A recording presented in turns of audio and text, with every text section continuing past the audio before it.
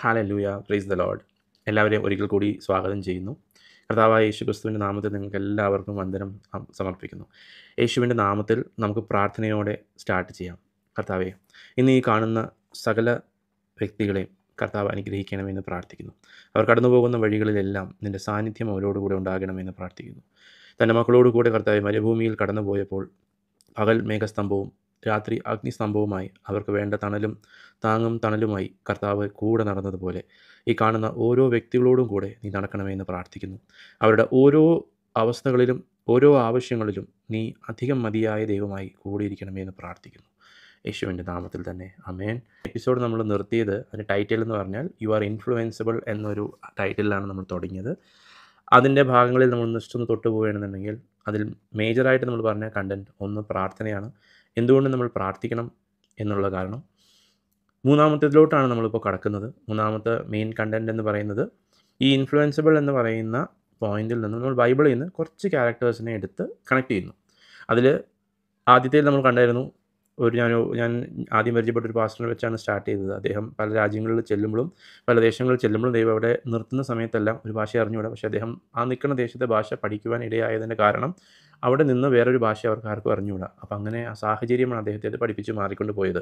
നമ്മളങ്ങനെ നോക്കിക്കഴിഞ്ഞാൽ നമ്മൾ എവിടെ ആയിരിക്കുന്നുവോ അതായിരിക്കും നമ്മളെ ഇൻഫ്ലുവൻസ് ചെയ്ത് നമ്മളെ ആ വഴിയിലോട്ട് കടത്തിക്കൊണ്ട് പോകുന്നത്. ബൈബിളിൽ നിന്നും ചില ക്യാരക്ടേഴ്സിനെ നമ്മൾ എടുത്തിട്ട് ഈ ദൈവം പറഞ്ഞത് പ്രകാരം, അതായത് ഇൻഫ്ലുവൻസിബിൾ, മനുഷ്യൻ എന്നും എപ്പോഴും ഇൻഫ്ലുവൻസിബിൾ ആണ്. അതുകൊണ്ട് നമ്മൾ ആരായിട്ട് ഇൻഫ്ലുവൻസ്ഡ് ആണോ, ഏത് സാഹചര്യമായിട്ട് ഇൻഫ്ലുവൻസ്ഡ് ആണോ എന്നുള്ളത് does play A much greater importance in the kingdom of God. ഓരോ ദൈവപൈതലും ശ്രദ്ധ വെച്ച് നടക്കേണ്ട ഒരു പാതയാണത്. ശ്രദ്ധയോടെ ഇരിപ്പിന്ന് കർത്താവ് പറയുന്നുണ്ട്, വചനം ധ്യാനിക്കാൻ കർത്താവ് പറയുന്നുണ്ട്. നമുക്ക് ചില ക്യാരക്ടേഴ്സിനെ ഒന്ന് നോക്കാം. ആദ്യമായി നമുക്ക് നോക്കാവുന്നത് ബൈബിളിലുള്ള ആദ്യത്തെയും ഹൗവയും നമുക്ക് എടുക്കാം. ആദവും ഹൗവയും ആദ്യഘട്ടങ്ങളിലെല്ലാം ദൈവമായി കൂടെ നടന്നു. എല്ലാ ഈവനിങ്സ് ദൈവം ഇറങ്ങി വന്നു. അവരുടെ കൂടെ നടക്കുന്നതോറും അവരിലുണ്ടായിരുന്ന ദൈവാംശമാണ്.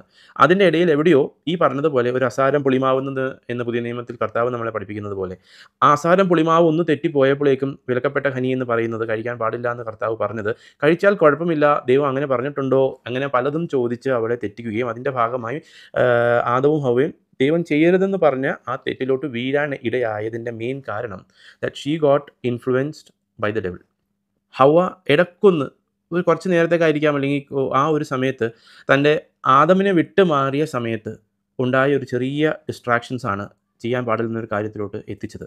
അവിടെയും നമുക്ക് ഒരു സെക്കൻഡും കൂടി ഒന്ന് ചെറിയൊരു ധ്യാനം നമുക്ക് എടുക്കണമെന്നുണ്ടെങ്കിൽ എന്നും എപ്പോഴും the devil always tries to touch the peace ആണ്. അതായത് ഏതൻ തോട്ടത്തിലെ ഒന്നും അവൻ നശിപ്പിച്ചില്ല. He was trying to destroy the relationship which they had with their God. അവിടെയാണ് ഡിസ്ട്രപ്ഷൻ ഉണ്ടാവും എന്ന് തിരിച്ചറിയാവുന്നത് കൊണ്ട് വേറെ ഒന്നിനെയും തൊട്ടില്ല. ആദത്തിലോടോ അതായത് ഹവ്വയോടോ നിങ്ങൾ അവിടെ നോക്കിക്കഴിഞ്ഞാൽ ഏതും തോട്ടത്തിലോ ഒന്നും നശിപ്പിച്ചു കളഞ്ഞില്ല. പക്ഷേ തൊട്ട ഇടം എന്ന് പറയുന്നത് is with the relationship with God. അനുസരണക്കേടിൻ്റെ ഒരു ആത്മാവിനെ അവിടെ അഴിച്ചു വിടുകയാണ് അവിടെ സംഭവിച്ചിരിക്കുന്നത്. അനുസരണക്കേടിൻ്റെ ആത്മാവിനാൽ നിറഞ്ഞതിൻ്റെ ഭാഗമായിട്ടാണ് തെറ്റിപ്പോയത്. അടുത്തതും നമുക്ക് നോക്കാവുന്ന ഒരു ക്യാരക്ടർ ബൈബിളിൽ നടക്കുമ്പോൾ രാജാക്കന്മാരുടെ പുസ്തകത്തിൽ നിന്ന് ശിംശോനെ കുറിച്ച് പറയുന്നുണ്ട്. ശിംശോനെ നമ്മളൊന്ന് ആ ഭാഗങ്ങളൊക്കെ നമ്മളൊന്ന് വായിക്കുകയാണെങ്കിൽ നമുക്കറിയാൻ പറ്റും. ആദ്യം ഇവൻ്റെ പല രഹസ്യങ്ങൾ എടുക്കാനാണ് ശ്രമിച്ചുകൊണ്ടിരിക്കുന്നത്. കർത്താവ് ക്ലിയർ ആയിട്ട് പറഞ്ഞിരുന്നു എന്ത് ചെയ്യണം, എന്ത് ചെയ്യാൻ പാടില്ല എന്നുള്ളതെല്ലാം പറഞ്ഞതിൻ്റെ ഭാഗമായി അവൻ്റെ കൂട്ടുകെട്ട് തെറ്റിപ്പോയതിൻ്റെ ഭാഗമായി സംഭവിച്ചതാണ് അവൻ്റെ വീഴ്ചകൾ മുഴുവനും. തെറ്റിപ്പോയതിൻ്റെ ഭാഗമായി തൻ്റെ രഹസ്യം ചോദിച്ചാണ് പല പ്രാവശ്യവും ചോദിച്ചു വരുന്നത് എന്ന് മനസ്സിലാക്കാൻ പോലുള്ള ബോധ്യം നഷ്ടപ്പെട്ടു പോയി. അവസാനം ആ രഹസ്യം പറയാൻ പാടില്ലാത്തതായതുകൊണ്ടാണ് സൂക്ഷിച്ചു വെച്ചിരുന്നത്. അത് പറഞ്ഞു കൊടുക്കുകയും തൻ്റെ നാശത്തിലോട്ട് താൻ തന്നെ വീഴാൻ ഇടയാവുകയാണ് അവിടെ നമ്മൾ കാണുന്നത്. പിന്നെ നമുക്ക് നോക്കിക്കഴിഞ്ഞാൽ ഇസ്രായേൽ പീപ്പിൾ നമുക്ക് നോക്കാം. ഇസ്രായേൽ ജനത്തെയും നമുക്ക് കാണുന്ന ഒരു വലിയൊരു വീഴ്ച എന്ന് പറയുന്നത് ഇസ്രായേൽ ജനത്തെ മുഴുവനും നയിച്ചുകൊണ്ടിരുന്നത് സർവ്വശക്തനായ ദൈവമാണ്. അവർ ഒരു സമയത്ത് ലോകത്തിലോട്ട് ഒന്ന് ബ്ലെൻഡിൻ ചെയ്ത് പോയപ്പോഴേക്കും അവർ ചുറ്റിനും നോക്കുമ്പോൾ അവർക്ക് എല്ലാ ദേശത്തെയും ഭരിക്കാൻ രാജാക്കന്മാരുണ്ട്. അപ്പോൾ ഇവർക്കും അത് കണ്ടിട്ടൊരു മോഹം തന്നെയാണ്, ഞങ്ങൾക്കും രാജാക്കന്മാർ വേണം. അങ്ങനെയാണ് ഈ പറയുന്ന ഒരു ഫസ്റ്റ് രാജാവ് പോലും ഇവർക്കുണ്ടായി വരുന്നത് ഇവരുടെ നിർബന്ധം കൊണ്ടാണ്. സർവ്വത്തിന് മതിയായ ദൈവം കൂടെ ഉണ്ടായിരുന്നു, അത് തിരിച്ചറിഞ്ഞില്ല. അഥവാ അത് മതിയായില്ല, ബാക്കിയുള്ളവരുള്ളതുപോലെ തന്നെ ഞങ്ങൾക്കും വേണം എന്ന് പറഞ്ഞ് ലോകത്തിലോട്ട് അവരുടെ കണ്ണുകൾ തെറ്റിയപ്പോൾ ലോകത്തിലുള്ളതുപോലെ തന്നെ ഇവർക്കും വേണം എന്നൊരു ചിന്ത വന്നു. ദൈവത്തെ മറന്നു, ദൈവത്തിൻ്റെ വഴികളെ മറക്കാൻ ഇടയായത് ലോകമായിട്ടുള്ള അവരുടെ ചേർന്നുള്ള നടപ്പായിരുന്നു ആ സംഭവത്തിൽ അവരെ ഇൻഫ്ലുവൻസ് ചെയ്തത്. അഗെയിൻ നമുക്ക് നോക്കാൻ പറ്റും, ശലോമോൻ രാജാവിനെ നമുക്ക് നോക്കുമ്പോൾ അറിയാം. ശലോമോൻ രാജാവും ആദ്യഘട്ടങ്ങളിൽ ദൈവമായിട്ടുള്ളൊരു എൻകൗണ്ടർ ഉണ്ടായ സമയത്ത് ആകെ ചോദിച്ച ഒരു ഏകവരം എന്ന് പറയുന്നത് തൻ്റെ ജനത്തെ നയിക്കുവാനുള്ള ജ്ഞാനവും പരിജ്ഞാനവുമാണ് ചോദിച്ചത്. അത് ചോദിക്കുകയും അതോടുകൂടെ സകലതും ദൈവം കൊടുക്കാൻ ഇടയായി. പക്ഷേ അവിടെ നമ്മൾ മനസ്സിലാക്കേണ്ട ഒരു പോയിന്റ്, ആ സമയത്ത് ജ്ഞാനിയാകുന്നതിന് മുമ്പും വിസ്ഡംത്തിൻ്റെ റൂളിംഗ് ഉള്ളതിന് മുമ്പും എല്ലാം ആശ്രയം ദൈവത്തിലായിരുന്നു. ദൈവത്തിൻ്റെ വഴികളിൽ നടന്നു, തൻ്റെ അപ്പൻ്റെ വഴികളിൽ നടന്നു. പക്ഷേ ഇതെല്ലാം കിട്ടിയതിന് ശേഷം മുന്നോട്ട് നമുക്ക് നോക്കുമ്പോൾ അവൻ ദൈവത്തെ മറക്കാൻ ഇടയായി. കാരണം എന്താണ്? He got influenced by all the relationships that he had. ഓരോ രാജാക്കന്മാരായിട്ടും ഓരോ ദേശങ്ങളായിട്ടും ദേശമായി എല്ലാം കണക്റ്റഡായി പോയതിൻ്റെ ഭാഗമായി ദൈവത്തെ മറന്നു, ദൈവത്തിൻ്റെ വഴികളെ മറന്നു. ചെയ്യരുതെന്ന് പറയുന്ന എല്ലാ രീതിയിലുള്ള കാര്യങ്ങളൊട്ടും പോയി ദൈവത്തെ മറന്ന് തൻ്റെ ജ്ഞാനത്തിലും തൻ്റെ പരിജ്ഞാനത്തിലും അവൻ ഊന്നൽ നൽകിയതിൻ്റെ ഭാഗമായി അവസാനം നമുക്ക് കാണാൻ പറ്റുന്നത് സ്വർണം കൊണ്ട് ആലയമുണ്ടാക്കി പല ദേശത്തു നിന്നും പലരും അവൻ്റെ ജ്ഞാനം കേൾക്കാൻ വേണ്ടി വന്നു. ഇതെല്ലാം കണ്ട ഒരു രാജാവ് തൻ്റെ ഗോത്രങ്ങളും തൻ്റെ ദേശങ്ങളും എല്ലാം നശിച്ച് തൻ്റെ അപ്പനായ ദാവീദിനെ പ്രതി മാത്രം ദൈവം അവന് 2 ഗോത്രം കൊടുക്കുകയാണ് ഇടയായത്. ബാക്കി 10 കയ്യിൽ നിന്ന് പോയി. He got influenced. അതുകൊണ്ടാണ് ഇൻഫ്ലുവൻസബിൾ എന്നൊരു ഹെഡിങ് ഇതിൽ ഇട്ടിരിക്കുന്ന ഒരു പോയിന്റ് എന്ന് പറഞ്ഞു കഴിഞ്ഞാൽ, നാം മനുഷ്യരാണ്, നാം ദൈവത്തിൻ്റെ രൂപത്തിലും സ്വരൂപത്തിലും സൃഷ്ടിക്കപ്പെട്ടിരിക്കുകയാണ്. നാം ഏത് കൂട്ടായ്മയിലായിരിക്കുന്നു, അതായത് നാം ഏത് കൂട്ടത്തിലായിരിക്കുന്നു എന്നുള്ളത് ഇസ് എ ഗ്രേറ്റ് പോയിൻ്റാണ്. We will get influenced by the crowd. So നമ്മളെപ്പോഴും സൂക്ഷിക്കേണ്ടതും ശ്രദ്ധിക്കേണ്ടതുമായിട്ടുള്ളൊരു പോയിൻ്റ് എന്ന് പറഞ്ഞാൽ, നാം എവിടെ ആയിരിക്കുന്നു, നാം ഏത് കൂട്ടത്തിലായിരിക്കുന്നു, അത് നമ്മളെ ഇൻഫ്ലുവൻസ് ചെയ്യുന്നുണ്ടോ ഇല്ലയോ നമുക്ക് തന്നെയാണ് നമ്മളെ ശോധന ചെയ്യാൻ പറ്റുള്ളൂ. അതുകൊണ്ടാണ് ബൈബിൾ ഒരു കണ്ണാടിയോട് ചേർത്ത് ഉപമിച്ച് പറഞ്ഞിരിക്കുന്നത്.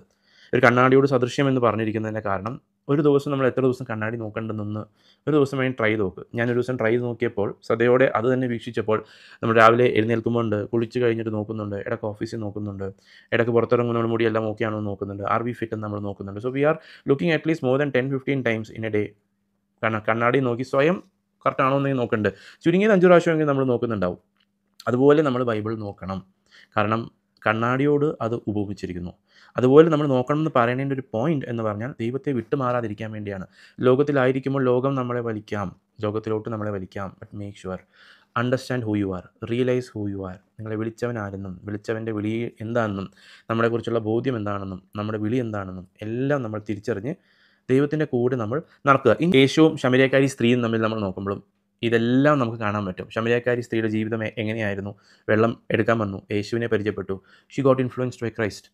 Xi got influenced by the love of Christ. ആ സ്നേഹം, എന്നെ രക്ഷിച്ചൊരു ദൈവമുണ്ടെന്ന് ഞങ്ങൾ എല്ലാവരോടും പറയുന്നത് പോലെ തന്നെയാണ്. അവളെ പറ്റി പറഞ്ഞ ഒരുവനുണ്ടെന്നേ അവളെ ദേശം മുഴുവനും പറഞ്ഞുള്ളൂ. ആ ദേശം മുഴുവനും പറഞ്ഞു. യേശു ആ ദേശത്തോട്ട് ചെന്നു. അവൾ പറഞ്ഞതിൻ്റെ ഭാഗമായി യേശുവിനെ അവർക്ക് കാണാൻ പറ്റി. ദേശം മുഴുവൻ രക്ഷിക്കപ്പെട്ടു. സക്കറിയാസ് നമുക്ക് കാണാൻ പറ്റും. അവൻ യേശുവിനെ കാണാൻ വേണ്ടി ഒരു മുള്ളുമുരിക്കലിൻ്റെ മരത്തിൽ മുകളിലോട്ട് കയറി കാണാൻ ശ്രമിക്കുന്നത് യേശു ക്രിസ്തുവിനെയാണ്. ഇറങ്ങുക എന്ന് കർത്താവ് അവനോട് പറഞ്ഞ് യേശു ക്രിസ്തുവിൻ്റെ കൂടെ ഇവൻ നടന്നു പോയതിൻ്റെ ഭാഗമായാണ് എന്ത് പറ്റുന്നത്? നടന്നു പോകെ അവൻ തന്നെ പറയുകയാണ്, ഞാൻ ജനത്തിൻ്റെ കയ്യിൽ നിന്ന് അനധികൃതമായി അപഹരിച്ചതെല്ലാം തിരികെ ഞാൻ ജനത്തിൻ്റെ കൈകളിലോട്ട് കൊടുക്കും. ഇതാരും പറഞ്ഞു പറയിക്കുന്നതല്ല. It was because he got influenced by Jesus Christ. He got influenced by whom he was walking with. അത് ശ്രദ്ധിച്ച് നമ്മൾ വായിക്കുമ്പോൾ അറിയാം, അവൻ ക്രിസ്തുവിനോട് കൂടെ നടന്ന് പോകുന്ന സമയത്താണ് അവൻ ഈ പരിവർത്തനം ഉണ്ടാകുന്നത്. ആ സമയത്താണ് അവന് ഈ ബോധ്യം ഉണ്ടാകുന്നത്. So he got influence. ആദ്യം അവൻ യേശുവിനോട് കൂടെ ആയിരുന്നില്ല, ലോകത്തിൻ്റെ കൂടെ ആയിരുന്നു. ലോകപ്രകാരമായി എല്ലാവർക്കും അവൻ എന്താ പറയുക, അത്ര he was not a good person to everyone. അതിൻ്റെ ഭാഗമായി നടന്നു പോയപ്പോൾ അനധികൃതമായതെല്ലാം അവന് മടക്കി കിട്ടി. So walk with God and not walk away from God. ദൈവത്തിൻ്റെ കൂടെ നടന്ന് അവൻ്റെ വഴികളെ അറിഞ്ഞ് അവൻ പറഞ്ഞതുപോലെ സംസാരിക്കുക, അവൻ പറഞ്ഞതുപോലെ പ്രാർത്ഥിക്കുക. കർത്താവ് നമുക്ക് കാണിച്ചു തരുന്നതെല്ലാം പ്രാർത്ഥനയുടെ മോഡലാണ്. പ്രഭാതത്തിൽ എഴുന്നേൽക്കുന്നു, ദൈവത്തിൻ്റെ വേല ചെയ്യുന്നു, ബാക്കി എല്ലാ കാര്യങ്ങളിലും ദൈവം കോൺഫാക്റ്റായിട്ടുണ്ട്. രാത്രികളിലും ദൈവം പ്രാർത്ഥിക്കുന്നു. He finds time always. He always finds time. നമ്മളെന്തും നമുക്ക് തന്നിരിക്കുന്ന 24 മണിക്കൂറിൽ നിന്നുമേ നമുക്ക് കണ്ടുപിടിക്കാനുള്ളൂ. അത് ജോലി ചെയ്യേണ്ട സമയമാണെങ്കിലും, ദൈവത്തിൻ്റെ കൂടെ ഇരിക്കേണ്ട സമയമാണെങ്കിലും, ദൈവവേല ചെയ്യേണ്ട സമയമാണെങ്കിലും, എല്ലാം ഈ 24 അവേഴ്സിനകത്തുനിന്ന് നമ്മൾ കണ്ടുപിടിച്ചെടുക്കണം. മനഃപൂർവ്വമായി നമ്മളതിന് ടൈമിനെ ചെയ്യണം. ടൈമിനെ നമ്മൾ മാനേജ് ചെയ്ത് തന്നെ എടുക്കണം. This have to become our priority. ഒരു വിളിക്കപ്പെട്ട ദൈവ പൈതലിൻ്റെ ജീവിതത്തിൽ അവൻ്റെ ഏറ്റവും ഇമ്പോർട്ടൻറ്റ് ടാസ്ക് എന്ന് പറഞ്ഞാൽ ഇസ് ടു ബി വിത്ത് ഗോഡാണ്, അലോങ് വിത്ത് എവറിത്തിങ് എൽസ്. പത്രോസിനെ നമുക്കൊന്ന് എടുത്ത് പറയാം. പത്രോസിനെ പറ്റി നമുക്ക് ശ്രദ്ധിച്ചിരിക്കുമ്പോൾ അറിയാം, പത്രോസ് ശിഷ്യന്മാരും എല്ലാവരും യേശു ക്രിസ്തുവിൻ്റെ കൂടെ നടന്നു. അവൻ ഒറ്റിക്കൊടുക്കുമ്പോൾ സമയത്ത് ജൂത പോലും അവസാനം സംഭവിച്ചത് എന്താണ്? ജൂതേൻ്റെ സഹായം അവർ ചോദിച്ചു. ഇവരെല്ലാവരും കാണാൻ ഏകദേശം ഒരേപോലെ ആയിരുന്നതുകൊണ്ട് ക്രിസ്തുവിനെ കണ്ടുപിടിക്കാൻ ബുദ്ധിമുട്ടായിരുന്നു. അതുകൊണ്ടാണ് സഹായം ചോദിച്ചത്. യേശു ക്രിസ്തുവിൻ്റെ കൂടെയാണ് പത്രോസും നടന്നത്. He got influenced not only by the words, പക്ഷേ രൂപത്തിലും ഭാവത്തിലും എല്ലാം ഇൻഫ്ലുവൻസ്ഡ് ആയി. അത് സ്വഭാവം കൊണ്ട് മാത്രം മാറുന്നതല്ല, ദിനചര്യകൾ മാത്രം മാറുന്നതല്ല. അവൻ്റെ രൂപം പോലും അതോട് ചേർന്ന് പോയി. എങ്ങനെ അറിയാം? യേശുവിനെ പിടിച്ചുകൊണ്ട് പോയതിന് ശേഷം മാറി നിന്ന് പത്രോസ് ഇതെല്ലാം കാണുന്നുണ്ട്. അന്ന് തീ കായുന്ന നേരത്ത് ഒരു കൂട്ടത്തിൻ്റെ നടുവിൽ ഇരുന്നപ്പോൾ ഒരു സ്ത്രീ അവനെ തിരിച്ചറിയുന്നുണ്ട്. അതിൽ ക്ലിയറായിട്ട് നമുക്ക് അതൊക്കെ ശ്രദ്ധിച്ച് വായിച്ചാൽ നമുക്കറിയാം ഇവരെല്ലാവരും ഒരേപോലെ ആയിരുന്നു. അഥവാ ഒരേപോലെ ആയി മാറി വന്നു. യൂദ ദൈവത്തിൻ്റെ ശിഷ്യനായി വിളിക്കപ്പെട്ടു. കർത്താവിനോട് കൂടെ നടക്കുകയായിരുന്നു. അവന് ആ തീക്ഷ്ണത ഉണ്ടായിരുന്നു. കർത്താവിൻ്റെ കൂടെ നടന്ന് അവസാനം കർത്താവ് ക്ലിയറായിട്ട് നമ്മളെ ഇതിനു മുമ്പത്തെ ഭാഷയിൽ ഞാൻ പറഞ്ഞിട്ടുണ്ടായിരുന്നു. അസാരം പുളിമാവ് എന്നാണ് പറഞ്ഞു. ഒരു അസാരം പുളിമാവ് ആ വെച്ചിരിക്കുന്ന സകല മാവിനെയും പുളിപ്പിക്കും എന്ന് പറഞ്ഞതുപോലെയായിരുന്നു യൂദയ്ക്കും സംഭവിച്ചത്. യൂദ ദൈവത്തിൻ്റെ കൂടെ നടക്കുന്നതിൻ്റെ ഒപ്പം ഇടക്ക് എവിടെയോ വഴിതെറ്റി ലോകത്തിൻ്റെ കൂടെ കൂടി നടന്നതിൻ്റെ ഭാഗമായാണ് 30 വെള്ളിക്കാശിന് വേണ്ടി സ്വന്തം ഗുരുവിനെ ഒറ്റിക്കൊടുക്കാൻ ഇടയായത്. അതിൻ്റെ ഭാഗമായി മാറിപ്പോയി. എന്നാൽ ഇതേപോലെ തന്നെയാണ് പത്രോസും ചെയ്തത്. പത്രോസും തൻ്റെ കൂടെ ശിഷ്യനായി നടന്നു എന്ന് പറഞ്ഞപ്പോഴും 3 വട്ടം ദൈവത്തെ തള്ളിപ്പറഞ്ഞു. പക്ഷേ ഇത് രണ്ടും നമുക്ക് നോക്കിയാൽ ഒരാൾ ദൈവത്താൽ ഇൻഫ്ലുവൻസ് ചെയ്യപ്പെടുകയും ആ ഇൻഫ്ലുവൻസ് ചെയ്യുന്ന ഭാഗമായി അതിൽ നിന്ന് മാറിപ്പോവുകയും ചെയ്ത് അവന് ഒറ്റിക്കൊടുക്കാൻ ഇടയായി. എന്നാൽ പത്രോസ് തള്ളി പറഞ്ഞു എന്ന് മാത്രമല്ല, പക്ഷേ അവിടെ ദൈവത്തിൻ്റെ സാന്നിധ്യം കൂടെ ഉണ്ടായിരുന്നു. അവൻ മാനസാന്തരപ്പെടാൻ ഒരു അവസരം ദൈവം തന്നെ ഒരുക്കി. അവൻ മാനസാന്തരപ്പെട്ടതിൻ്റെ ഭാഗമായി ദൈവം അവനോട് ക്ഷമിക്കുന്നു. അവൻ നശിച്ചു പോകുന്നില്ല. നമുക്കിതിൽ നിന്നെല്ലാം തിരിച്ചറിയേണ്ട ഒരു വചനവും കൂടി അവിടെ പറയുന്നത്, കർത്താവ് ഒരു വിത്ത് വിതക്കണേൻ്റെ ഉപമ പറയുന്നുണ്ട്. ഒരു കൃഷിക്കാരൻ തൻ്റെ പറമ്പിൽ വിത്ത് വിതയ്ക്കുന്നു. ആ വിത്ത് പല ഇടങ്ങളിൽ വീഴുന്നു. അതേപോലത്തെ 2 വയലാണ് നമ്മൾ കാണുന്നത്. ഒന്ന് പത്രോസും ഒന്ന് യൂദായും. യൂദാൻ്റെ മേത്തും ആ വിത്തുകൾ വീണായിരുന്നു. പക്ഷേ അത് ഇപ്പുറത്ത് പലതും കൊത്തിക്കൊണ്ടുപോയി മുള്ളും പറക്കാലയും എല്ലാം അതിനെ ഞെരുക്കിക്കളഞ്ഞു. പത്രോസിനെയോ വിത്ത് വീണു, അത് ഉള്ളിലുണ്ടായിരുന്നു. മാനസാന്തരത്തിൻ്റെ ഫലം അവൻ പ്രവർത്തിച്ചു.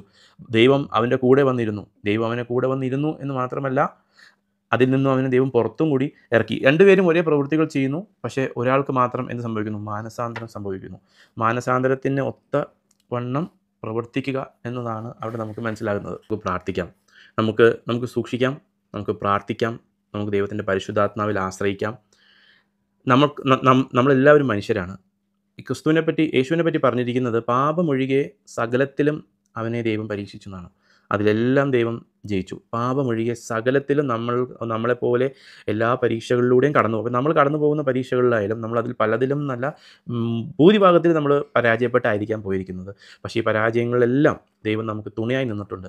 നമ്മളെല്ലാം ശ്രദ്ധിക്കേണ്ട ഒരു പോയിന്റ്, നമ്മുടെ ദൈവം സ്നേഹമാണ്. യേശു ക്രിസ്തു സ്നേഹമാണ്. സ്നേഹിക്കാനല്ലാതെ അവന് മറ്റൊന്നും അറിഞ്ഞുകൂടാ. പക്ഷെ മക്കളെന്ന രീതിയിൽ നമ്മൾ എന്ത് ചെയ്യണം? നമ്മൾ പ്രാർത്ഥിക്കണം. മനഃപൂർവ്വമായി നമ്മൾ എന്തിനെല്ലാം സമയം കണ്ടെത്തുന്നു. ജീവിതത്തിൽ പല ആവശ്യങ്ങൾ വരുമ്പോൾ നമ്മൾ സമയം കണ്ടെത്തിയാണ് അതിനുവേണ്ടി സമയം മാറ്റിവെച്ചിട്ടാണ് നമ്മൾ പലതും ചെയ്യുന്നത്. അതേപോലെ ശ്വസിക്കുന്നത് പോലെ തന്നെ, ഭക്ഷണം കഴിക്കുന്നത് പോലെ തന്നെ കർത്താവിന് വേണ്ടി നമ്മൾ സമയം കണ്ടെത്തുക. നമ്മൾ പറഞ്ഞതുപോലെ ഈ 3 കാര്യങ്ങൾ നമുക്ക് ശ്രദ്ധിക്കാം. സമയം കണ്ടെത്തി ദൈവസന്നിധിയിലായിരിക്കുക. അത് കൺസിസ്റ്റൻ്റ് ആയിട്ടായിരിക്കുക. പലർക്കും പല സമയങ്ങളായിരിക്കാം കൺവീനിയൻ്റ് ആയിട്ടുള്ളത്. എല്ലാ വേലയും കഴിഞ്ഞിട്ട് ജോലി കഴിഞ്ഞ് വൈകുന്നേരങ്ങളിലാണെങ്കിൽ അവിടെ ദൈവത്തോടു കൂടെ 10 മിനിറ്റെങ്കിൽ 10 മിനിറ്റ്, പക്ഷേ എല്ലാ ദിവസവും 10 മിനിറ്റ് ആ ഒരു സമയത്ത് ചിലവഴിക്കുക. Just 10 to 15 times. രണ്ടാമത്തത് ബൈബിൾ വായിക്കുക. വചനത്തിൽ നിന്നാണ് നമുക്ക് ശക്തി ലഭിക്കുക. ആ വചനമാണ് നമുക്ക് ശക്തി പകരുക. ആ വചനമാണ് നമ്മളെ ഓരോ ദിവസവും ഗൈഡ് ചെയ്യുക. നമ്മൾ തെറ്റിപ്പോകുമ്പോഴും നമുക്ക് സംസാരിക്കുന്നത് ആ വചനം തന്നെയാകുന്നു. മൂന്നാമത്തത്, ഓരോ നിമിഷവും നമ്മളെ തന്നെ നമ്മൾ ശോധന ചെയ്തുകൊണ്ടിരിക്കുക. നമ്മളെന്ത് പറയുന്നു, നമ്മളെന്ത് ചെയ്യുന്നു, നമ്മൾ എവിടെ ആയിരിക്കുന്നു, നാം ദൈവമായിട്ടുള്ള ബന്ധത്തിൽ ഓരോ ദിവസവും എവിടെ നിൽക്കുന്നു, അത് ഓരോ ദിവസവും മുകളിലോട്ട് തന്നെ ആയിരിക്കട്ടെ എന്ന് പ്രാർത്ഥിക്കുന്നു. നമുക്ക് പൗലോസ് എല്ലാം പറയണേ കേൾക്കാം. 3 തട്ടുകളായിട്ട് പറയുന്നു. 1-ാം സ്വർഗ്ഗം, 2-ാം സ്വർഗ്ഗം, 3-ാം സ്വർഗ്ഗത്തോളം എടുക്കപ്പെട്ടു. ഈ ഓരോ ദിവസവും നമ്മളെ ദൈവത്തിലോട്ട് അടുപ്പിക്കുകയാണ് ചെയ്യുന്നത്. പൗലോസ് എല്ലാം അടുത്തടുത്താണ് 3-ാം സ്വർഗ്ഗത്തോളം പോയി വരുവാൻ സാധിച്ചു എന്ന് ബൈബിൾ പറയുന്നത്. അതേപോലെ നമ്മുടെ ഓരോ ദിവസത്തെ പ്രാർത്ഥനകൾ ചെറുതിൽ നിന്നാണ് നമ്മൾ തുടങ്ങുന്നതെങ്കിലും അത് ഒത്തിരി സമയങ്ങൾ ദൈവത്തിലോട്ട് നമ്മളെ അടുപ്പിക്കട്ടെ. പ്രാർത്ഥിക്കാം. കർത്താവേ, ഇന്നത് കേട്ട സകല ജനത്തിൻ്റെ മേലും നിൻ്റെ പരിശുദ്ധാത്മാവിനെ നീ അഴക്കണമെന്ന് പ്രാർത്ഥിക്കുന്നു. യേശുവേ, നീ അവരെ ബ്ലെസ് ചെയ്യണമെന്ന് പ്രാർത്ഥിക്കുന്നു. വേണ്ടാത്ത കൂട്ടുകെട്ടുകളിൽ നിന്നുമെല്ലാം മാറുവാനുള്ളൊരു ബോധ്യവും സഹായവും ശക്തിയും നീ അവർക്ക് കൊടുക്കണമെന്ന് പ്രാർത്ഥിക്കുന്നു. ദൈവത്തിൻ്റെ വലിയൊരു അനുകൂലത ഇത് കാണുന്ന സകലവരുടെയും ജീവിതങ്ങളിൽ ഉണ്ടാവട്ടെ എന്ന് പ്രാർത്ഥിക്കുന്നു. ആരെങ്കിലും എവിടെയെങ്കിലും എന്തെങ്കിലും പ്രയാസത്തിൽ പെട്ടു നിൽക്കുകയാണെങ്കിൽ കർത്താവ് അവരുടെ ജീവിതത്തിൽ വലിയൊരു വിടുതൽ ഉണ്ടാവട്ടെ എന്ന് ഇന്ന് വരെ ഒരു നന്മ പോലും കണ്ടിട്ടില്ല എന്ന് പറയുന്നവർ ആരെങ്കിലും ഇത് കാണുന്നെങ്കിൽ യേശുവേ, നിൻ്റെ സകല നന്മകളും നീ അവർക്ക് നിറയ്ക്കണമെന്ന് പ്രാർത്ഥിക്കുന്നു. അവിടുത്തെ സ്നേഹം അവനെ ദൈവമേ അനുഗ്രഹിക്കണമെന്ന് പ്രാർത്ഥിക്കുന്നു. തൻ്റെ സ്നേഹത്താൽ തന്നെ നീ അവരെ അനുഗ്രഹിക്കണമെന്ന് പ്രാർത്ഥിക്കുന്നു. കർത്താവേ, ഞങ്ങൾക്ക് പ്രാർത്ഥിക്കുവാനും ദൈവസന്നിധിയിലായിരിക്കാനും ദൈവത്തെ പോലെ അനുരൂപമായി മാറുവാനും ഓരോ ദിവസവും നിന്നോടുകൂടെ നടക്കുവാനും നിന്നെ അല്ലാതെ മറ്റൊന്നും ആഗ്രഹിക്കാത്ത രീതികളിലോട്ട് ഞങ്ങളുടെ ജീവിതത്തെ നീ മാറ്റിമറിക്കണമെന്ന് പ്രാർത്ഥിക്കുവാനുള്ള ശക്തി ചോദിക്കുന്നു. കർത്താവേ, പ്രാർത്ഥിക്കുവാനുള്ള ഒരു ശക്തി ചോദിക്കുന്നു കർത്താവേ. വചനം വായിക്കുവാനുള്ള ശക്തി ചോദിക്കുന്നു കർത്താവേ. കൺസിസ്റ്റൻ്റ് ആവാനായിട്ടുള്ള ശക്തി ചോദിക്കുന്നു കർത്താവേ. ദൈവത്തിൻ്റെ അനുഗ്രഹം ഞങ്ങളുടെ എല്ലാവരുടെ മേലും ചൊരിയണമേ എന്ന് പ്രാർത്ഥിക്കുന്നു. യേശുവിൻ്റെ നാമത്തിൽ തന്നെ പിതാവേ. ആമേൻ.